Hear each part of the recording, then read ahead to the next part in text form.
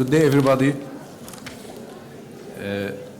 I'm excited to be here today to talk about a fascinating and rapidly evolving field in healthcare. It is the intersection of artificial intelligence and the medical education. As medical students, you are the future of healthcare, and it is essential to understand how AI can enhance your training and ultimately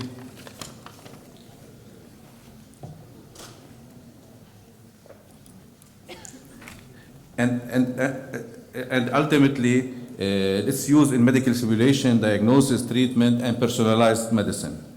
I'm going to discuss the ethical and social implication of AI in the healthcare and how we can navigate these challenges to ensure that AI is used in a responsible and equitable manner. First, I will let you know that, the generation of the 60s, we were privileged that we witnessed a change from no internet to internet. Later on, we witnessed the Google, and now we are witnessing the change into artificial intelligence. When you used to be in the university as a medical student, all our colleagues here, they remember when you went to go to the medical library in order to do our search, we used to get the Cardex. For any topic, we needed more than one day to look for the journals, copy, and writing. Now you have your mobile in your hand. In 1 second, you can do the Google search and get whatever you want to know, any information in any field. Unfortunately, I'm saying this all the time for our medical students. You are not benefiting from this luxury that you have now. We did not have this luxury, and we are physicians, and you are going to be our future doctors. We expect from you more because the way you are exposed to information, it's more than we were exposed. I'm going to talk about the artificial intelligence. I will talk about artificial intelligence in the medical education. I will not talk about anything else because I know a lot of students from UOB, they hear my lecture here in the university when I talk about the career and the problems that they are going to face as physicians later on. Maybe Dr. Nassar, as a radiologist, they are going now into interventional radiology because the conventional radiology now, AI, they are not replacing, but they are playing a major role in the diagnosis. As well, the dermatologists, they are going more into interventional things because as well the dermatology, now there are mobile applications that if somebody has any redness, anything, any dermatologic problem, they can take picture on his mobile, and through artificial intelligence, they can get the diagnosis and the treatment. This is very important that we are facing now something which is revolutionary, and we don't know where we are going. We don't know what's going on later on. Maybe in surgery as well. Now there are robotic surgery, assisted surgeries. We don't know later on what will happen. So this is a very interesting topic to talk about. But now I will limit my talk about the education because there are a lot of benefits from this. So what is AI? AI, it refers to the development of computer algorithms that can perform tasks that usually require human intelligence, such as problem solving and decision making. In medical education, AI can be used to improve the learning experience for students and to assist in the assessment of their skills and knowledge.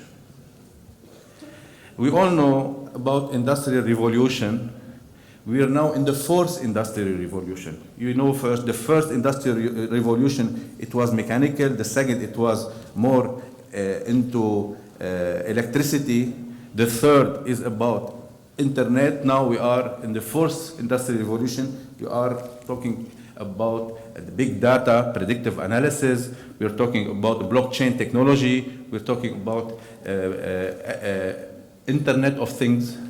And now we have Internet of Medical Things, IOMT. We'll talk about it in a while. So this Industry 4.0, it's the trend now. And every time I do lectures about digital transformation and what we are expecting, I find new terms that we are using. We are now talking about IOMT, we are talking about Web 3.0, IR 4.0, about digital clinical safety, about hospital 4.0. You know, in 2030, the expectation, we are going to have hospitals without walls. So in a few years from now, the hospitals, they are not going to be like now. So nobody will go to the hospital unless it is very severe. People, they want to be treated where they are, at home, at work, wherever. So this is it, and this is now the future in telemedicine, in digital transformation, that we are going to, the whole concept in medicine is going to change. And now we have medical education 4.0 as well, because they are relying more on the artificial intelligence. I will show you this short video. It's 2 minutes.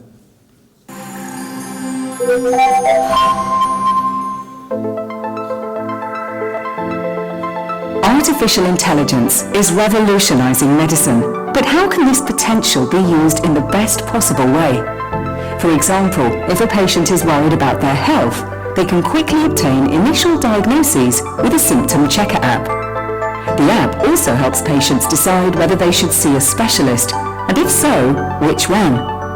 The app's algorithm provides the doctor with valuable information for taking the patient's medical history, even in the case of rare diseases, and it can support the choice of the right treatment. Artificial intelligence can be useful during an MRI examination, for example.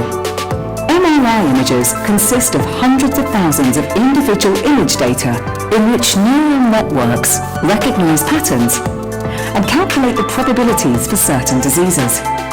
To do this, they were previously trained with numerous MRI images and the associated diagnoses. The AI-supported assistance systems provide the doctor with important information for her own diagnosis. However, special skills are required to be able to deal with it in a reflective manner. In summary, these two aspects are particularly important. On the one hand, AI systems must be trained with as much data as possible in order to deliver reliable results. On the other hand, doctors need additional skills to be able to make better decisions in the interest of the patient, supported by AI. In this way, the potential of artificial intelligence for medicine can be used in a reflective and competent manner. See you on the AI campus.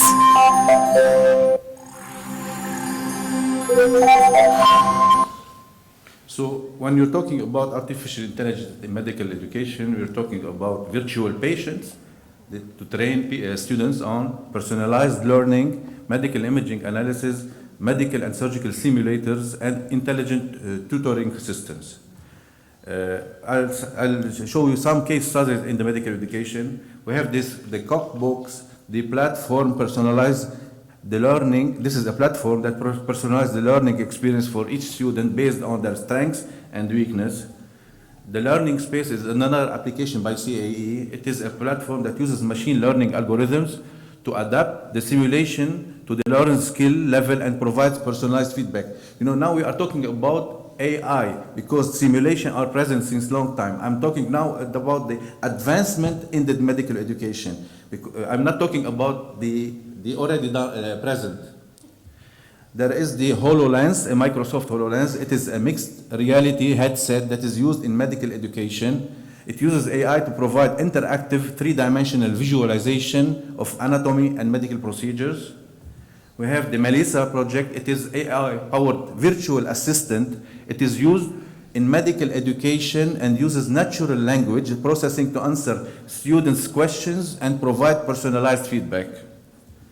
We have the NIME application. It is an AI-powered wearable device that it is used in medical education, and it uses biometric authentication and machine learning algorithms to track students' activities and provide personalized feedback. There is as well the virtual medical coaching. It is a platform that uses algorithm to analyze student performance and provide personalized feedback and coaching. What are the benefits of AI in medical education? It can automate administrative tasks such as grading and feedback, and allowing instructors to focus on teaching and mentoring students. It can provide real-time feedback to students, allowing them to adjust their learning approach as needed, and it also assists in the creation of personalized learning pathways for students. I'll talk about it in a while. It improves effectiveness in medical education, provides simulations that replicate real-life scenarios, allowing students to practice and improve their skills, provide visualizations and other interactive tools to help students understand complex medical concepts, and it improves the quality of assessment by providing standardized criteria and reducing biases. As well, one of the benefits is standardized assessment of medical knowledge and skills. It provides objective and standardized assessment of medical knowledge. It analyzes large amount of data to identify areas where students need improvement. We cannot do it without AI. And it provides feedback to students and instructors on areas where improvement is needed. What are the challenges? AI systems that require large amount of data to be trained effectively, which may be difficult to obtain in medical education.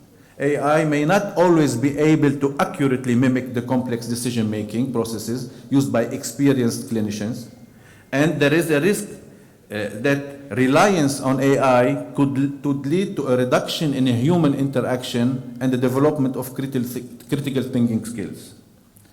Another challenge is that large amounts of data are required. AI algorithms require large data sets for training and validation. The quality of AI algorithms, they depend on the quality and the quantity of data available. And of course, this is what we're talking now, all the discussions on AI. We need to have verified data in order to come out with decisions. And this is one of the problem in AI when there will be, let's say, problem in providing false data for many reasons. And the lack of diverse and representative data sets can lead to bias and inaccurate predictions. Another challenge is limitations in mimicking complex decisions. Complex clinical scenarios that require expert judgment and a human intuition, which are difficult to replicate with AI for the time being. We don't know later on what will happen. The use of AI in clinical decision-making must be carefully balanced with human input and oversight. The use of AI in medical education may reduce opportunities for this one of the major challenges that you're facing, and everybody is asking about it, I'm sure, that in medical education it may reduce opportunities for human interaction and critical thinking skills. We are losing a lot of jobs now with the AI. Students may become reliant on AI tools and neglect important soft skills such as communication and empathy. Instructors, they must balance the use of AI tools with opportunities for human interaction and skill development. I will show you a few cases in the medical profession, not only in the education as well. We have the IBM Watson Health. It is the first one who started using AI since many years. It's a division from IBM. They assist in clinical decision making, and they are used in a variety of healthcare settings, including oncology and radiology. We have the Cleveland Clinic project. They implemented AI to improve patient outcomes, including using machine learning algorithms to predict patient readmissions. There is the Google DeepMind. Google DeepMind, it's a research division in Google. It uses AI to assist in clinical decision making and used in a variety of healthcare settings, including ophthalmology and radiology. Challenges and limitations of the implementation include ethical concerns about the use of patient data, as well as issues with data quality and accessibility. Ada Health, it is a digital health company that uses AI-powered chatbot to assist with patient triage and diagnosis. It has been used in a variety of healthcare settings, including primary care and emergency medicine. Maybe we need to use it in our project, primary care. Babylon Health, it is a digital health company that uses AI-powered chatbot to provide remote medical consultations, including primary care and mental health. Edison, it is a project from GE Healthcare. It has been used in a variety of healthcare settings, like radiology and cardiology. And successes and challenges of the implementation include improvement in diagnostic accuracy and efficiency, as well as concern about the impact of AI on the role of physicians and other medical professionals. I don't know, correct me, Dr. Nassar, if I'm wrong, about the new study that in AI it was found that mammography, the accuracy of reading through AI was better than read the mammography by physicians.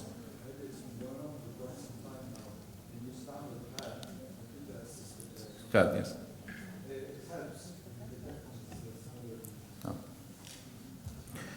In Stanford, there is this platform, Stanford Medicine. They implemented AI to identify high-risk patient and improve patient outcome. We're talking a lot about the ethical and societal consideration. There is a problem in privacy and security. There is a problem in AI that may exacerbate existing inequalities in healthcare. Access, because not everyone has the same access to AI, to internet, so that will be a problem as well. And there is the responsible and ethical use of AI in medical education. It requires careful consideration and planning.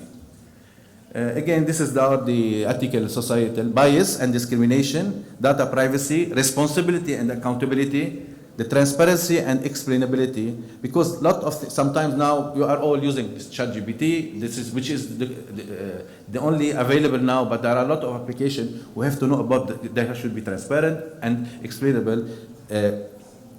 Human autonomy and decision making, we don't know what will happen, and access and equity. The future, we are talking about personalized learning, virtual simulation, intelligent tutoring system, automated assessment of students, predictive analytics, and diagnostic decision support. Application, this is the personalized learning pathway. It is a new online platform that helps students navigate their path to academic and career success. Using AI for personalized learning, it entails allowing learners some influence over how they move through their learning and development activity. Virtual reality, we are all now aware about the immersive simulation, the surgical training, patient interaction, team training, and remote training. NLP, it is natural language processing. They are now processing our language, either our voice, what we're saying, what we're writing in the text and the literature, in our medical record. That they can answer us. We can raise questions and they can answer us.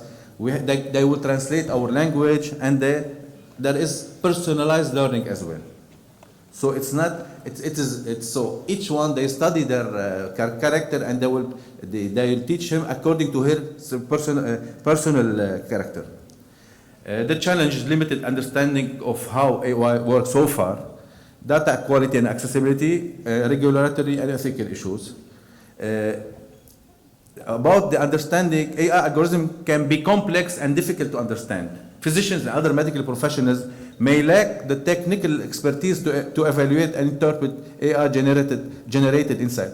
Usually, before we are talking about computer literacy, now we are talking about AI literacy, because people should know how to use AI properly. And there's a lack of understanding of how AI works that can lead to mistrust and skepticism of AI in the medical profession. Data quality and accessibility, we talked about it. It's very important that data should be complete, not biased, and not difficult to be accessed to anybody. Regulatory as well, there should be a lot of regulatory. Now they started, because since ChatGPT started, you can see on all your social media, every day there are a lot now of applications talking about AI. Regulation should start somewhere. In the States now they are starting to do it, and I think you have a plan for this in Lebanon, because the huge amount of application, it leads sometimes to misorganization and disseminating wrong data. There is the HIPAA Act, which is for the information of patients. There should be something similar to it and in the parliament. Integrating with the existing workforce, it should be important that they should integrate AI into our now existing workflow. We are not working through AI. The AI should integrate properly, otherwise there will be conflict. Physicians and other medical professions as well, we find this, usually we used to find it when we were trying to implement electronic medical record in any institution. We found resistance from the physicians. Now the resistance is more from the electronic records and now from the AI using AI. So the success of AI in the medical profession, it depends on the ability to integrate with existing workflows and support the work of medical professionals. We talk about cost and resources. It's going to be costly because now what you're seeing as ChatGPT, it's for free. But if you move to ChatGPT-4, you have to pay, and more now you are going to pay for those software which are verified and they are transparent. So it's going to be costly, and not everybody can afford accessing them. The controversies surrounding the AI implementation, replacement of human teachers, bias and discrimination, safety and reliability, cost and accessibility, ethical and legal consideration, especially data privacy, and social acceptance. We're talking about resistance. In conclusion, overall, while the benefits of AI in the medical education, they are significant, it is important for medical students to be aware of the concerns and challenges associated with its use. By understanding these issues and being prepared to address them, students, they can ensure that AI is used in a responsible, ethical, and effective way in their future medical practice. Thank you very much.